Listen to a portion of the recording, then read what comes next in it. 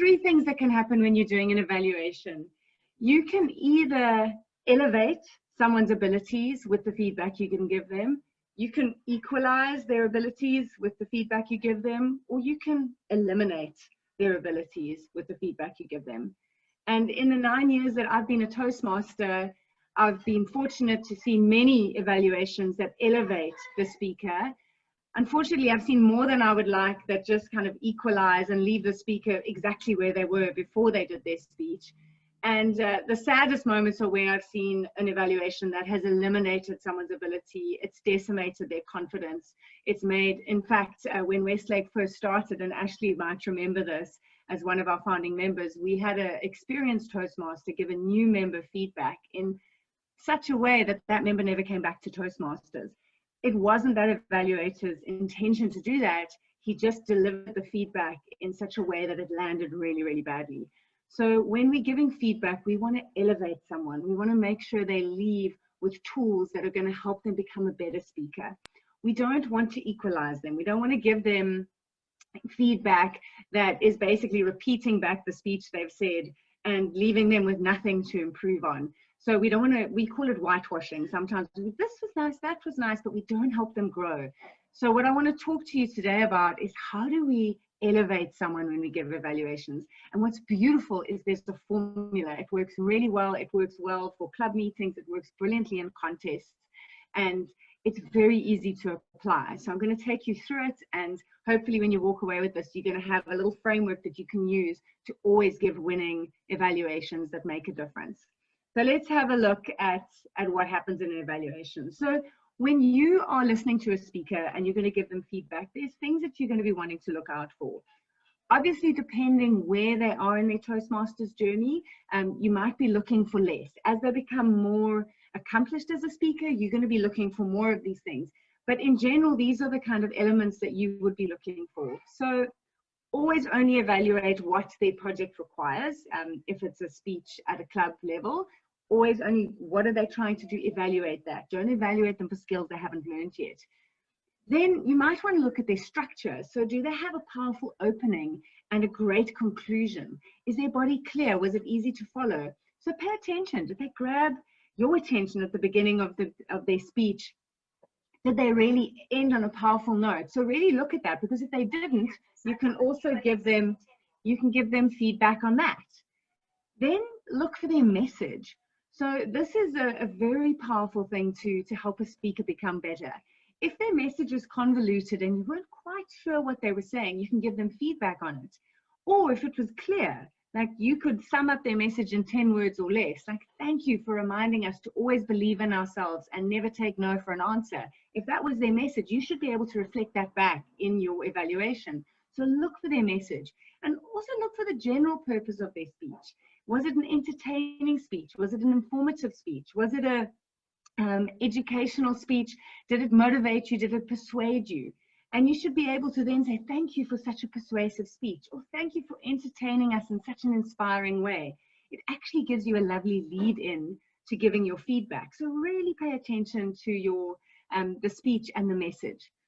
Then you can look for gestures. You know, there's so much here. Their body language, their eye contact. Back in the day when we were using the stage, how did they use the stage? But now, how did they use the screen? Did they start over here and move here with their hands? Did it help you follow their message a little bit more powerfully? So look at those gestures, because you can always give beautiful improvement there if you notice that something with their hands might have made their speech more powerful. So look at that. Then another area that we can pay a lot of attention to when we're listening to speeches is the language. Did they use metaphors or similes or repetition? And for our counter, I'm talking about the good repetition, where they came back to an idea and they repeated it a few times to embed the message. Did they use stories effectively? So here you might be paying attention to, they're here doing a story, they're talking about their grandmother, but they didn't describe her. They could have said, you know, she was an old battle axe. You know, when she came into the room, we all sat up straight.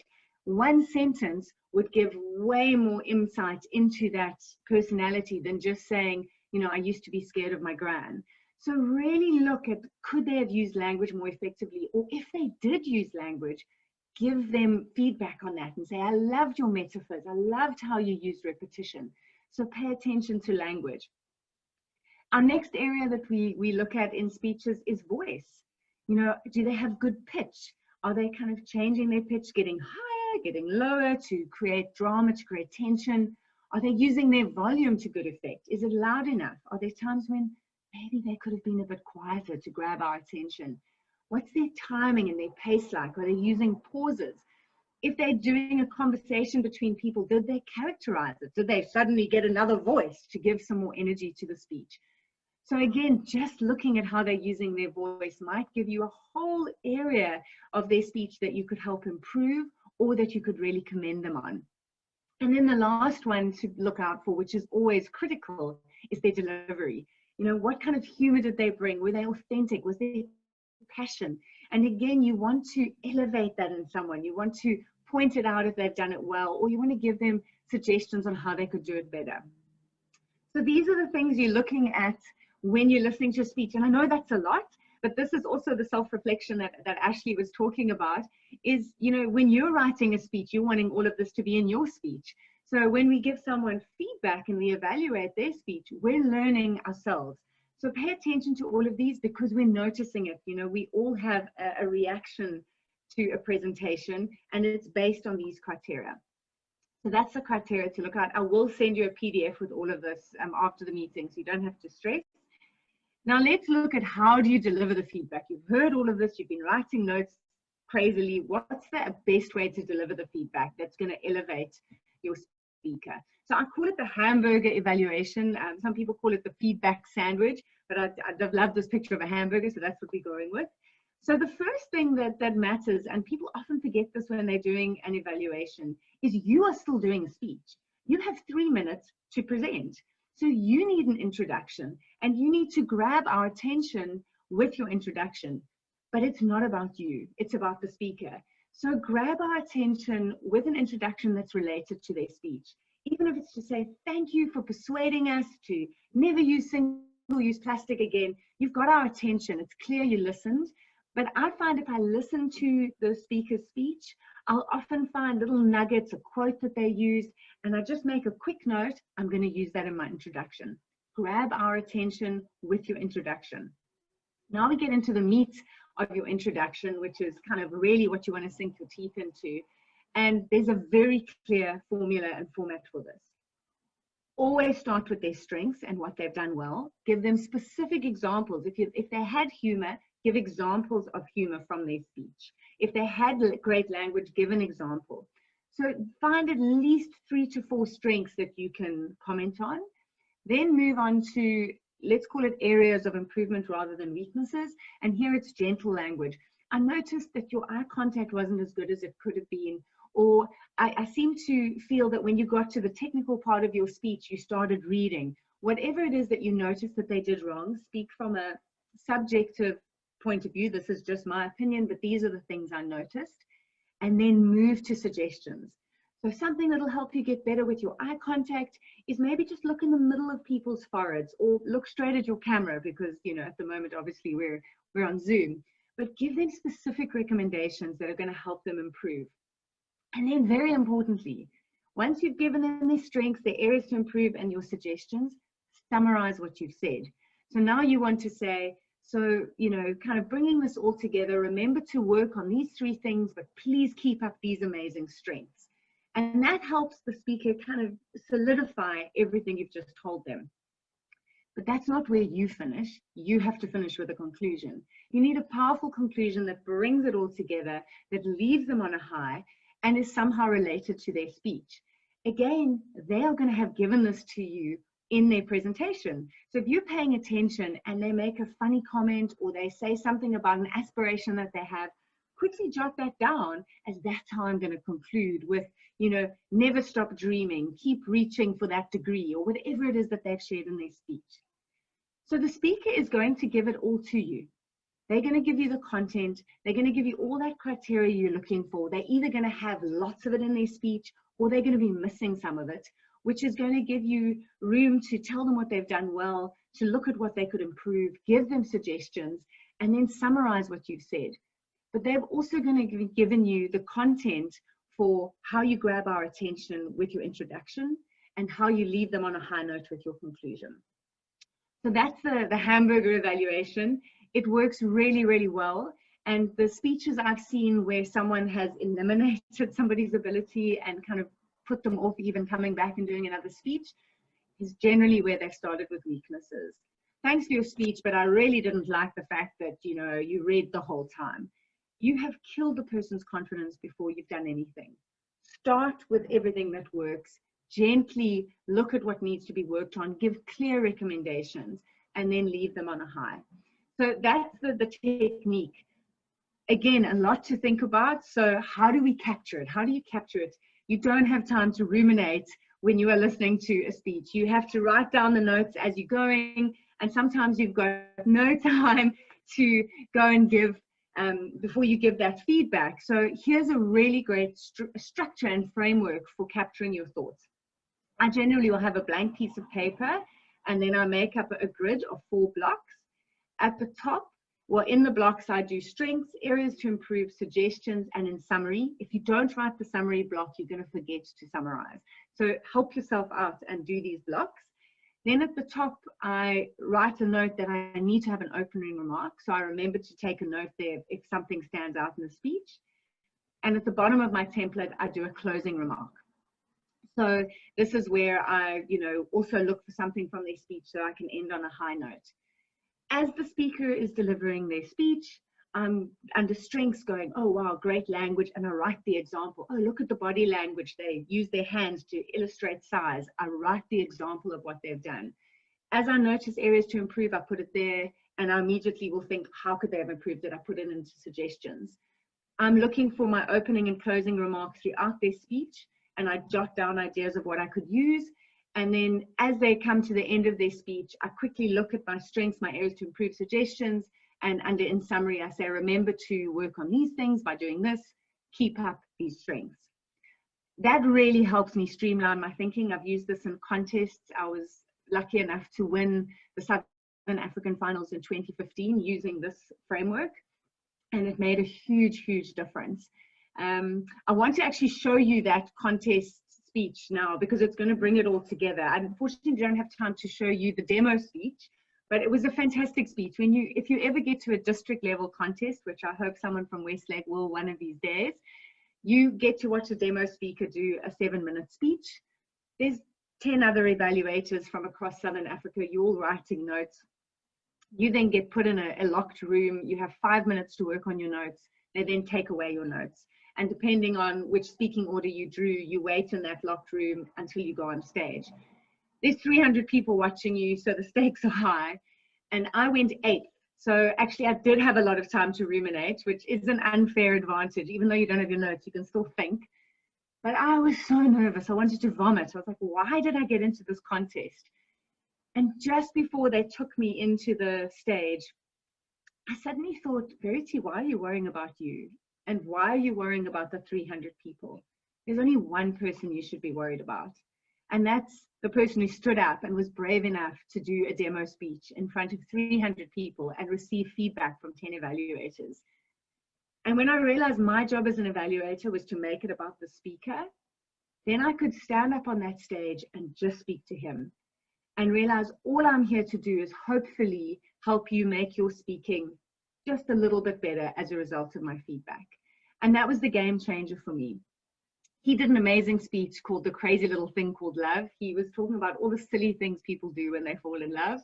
And people were really having a laugh, especially from a male's perspective, how you'll tell your wife her bum doesn't look big in that dress, or you'll dump your mates to, go pick up a girl you're keen on. So it was a really humorous speech. He gave us a lot to work with. He had a technical glitch at the beginning of the speech where they got the sound wrong. The poor guy was left standing. And as an evaluator, I was paying attention from the moment he stood on stage. So again, I think that gave me an advantage. And always look at that. Look at how someone walks onto stage. There might be something you could give them feedback on. So I'm going to show it to you now. I'm just going to have to stop sharing because I don't think I shared my computer sound. I'm going to quickly stop sharing and then reshare with sound. Is everyone still good? You ready to watch? Okay, awesome. Let's share with sound and let's see if we can get this working for you. Okay. It's 3 minutes, so it won't be too long. I'm hoping the sound works.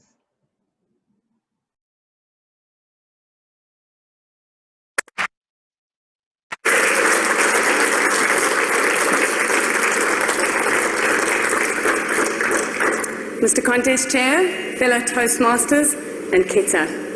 I loved your speech.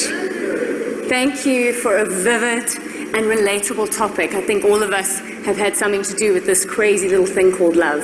But there were things that really stood out for me, Keta, and the first was before you opened your mouth. You stood up here with poise and presence while a technical glitch went on around you. And I think you won the audience before you said a word. And then when you started speaking, I discovered that we had a word wizard in our midst. From rhyme, you had the imagination and exaggeration. You spoke about, let me explain, as we walked down memory lane. You used this beautiful speaker's triplet of seek it, nurture it, strike again. Beautiful language that painted pictures that we could all see and imagine. But what I loved was you didn't just paint pictures with your words, you painted pictures with your body. And you had that longing for love and the yearning. And then you used body language to add to your humor. And you had humor in bucket loads. And when you started having the conversation with your lady, that awkward conversation I think all men have gone through, you really painted that picture and then added to the humor with a phew. So that was fantastic, and I really want to commend you for that. The things that I think you could work on, there was 3 things, and they're not huge, Keta, but the one is you used these beautiful words and you had great vocal variety, but you have quite a gentle voice. And at times, I don't know if everyone could hear you. And so my suggestion is when you speak in a room like this, come and do quite a long mic practice and ask your mentor to stand at the back of the room and see how you're projecting and help them push that. Okay? So that's something I think you could work on. The other thing was I loved that you brought the song in. We all know the song, it was fantastic, but I felt like you suddenly lost a little bit of confidence, like I'm standing up here and I'm singing. Let's sing God love, like I just want to get this bit over with my speech. There was a chance to own that, because that really added to your speech. So you could have even interacted with us. This thing, God love, you know, you really could have gone for it. So next time, go for it, own it, because you deserve to be on this stage. And that brings me to my last point and recommendation and thing I think you could work on is your speech was relevant to us and you kept asking these great questions. Would you die for love? Would you lose everything for love? But you didn't give the audience a chance to respond. And you work us, that's your chance. Would you die for love? And if they don't say anything, you go, would you die for love? Would you? Okay, come on. I mean, then you really get them going. But those were opportunities I felt that you missed and you could work on. But in summation, just work the mic to understand and compensate for the gentleness of your voice so that you can add volume to it. Interact with your audience. Commit to the brave things like putting a song into your speech. Keep up your humor. Keep up your body language. Keep up your word wizardry. And when it comes to this crazy little thing called speech making, seek it, nurture it, and please strike again. Thank you. Okay, I hope you could all see the structure playing out there, and you've only got 3 to 3.5 minutes. So it's a very quick process. You don't have time to get too caught in the details, and you don't want to get stuck talking about the content too much. You want to talk about how they delivered the speech. So let me get this to change for you. So just to set yourself up for success, remember to make it about the speaker and not about you. Even if you've had a similar experience to them, this is not the time to share it. Talk about their speech. Look for their message so that you can use it in your introduction. Don't get caught on the content. Focus on how they delivered. They could talk about something you don't agree with. If they did it well, you're talking about how they did it. You don't have to agree, and even if you love something, talk about how they delivered, not, their content. Only choose 3 to 4 points to focus on so you can give them clear and useful feedback. Always follow the format: strengths, weaknesses, suggestions, and a summary. And then look for phrases or ideas in their speech to help you close powerfully. This for me is always when I'm listening, once I understood the structure and this framework, it made it really easy to give an evaluation on almost any speech and find something that I could give to the speaker to add value. There's the template for our evaluators today. Maybe just take a screenshot of it so that you've got it. But for me, evaluations are one of the biggest leadership journeys you will ever go on. If you can give feedback in a way that encourages someone to come back and become more as a result of what we've shared and what you've said, you will be a leader. Thank you, Mr. Toastmaster. Verity, thank you very much.